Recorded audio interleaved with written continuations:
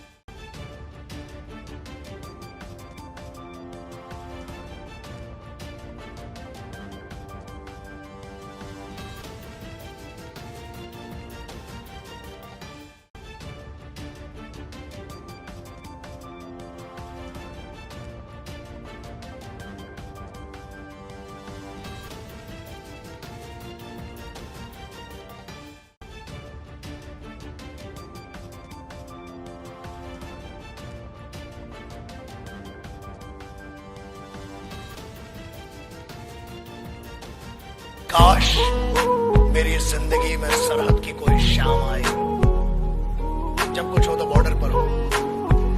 काश मेरी जिंदगी में सरहद की कोई शाम आए, काश मेरी जिंदगी मेरे वतन के काम आए।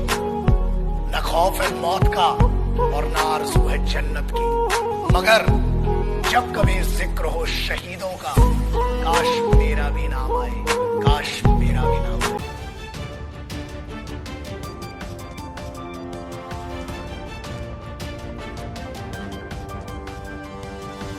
Audio Jungle.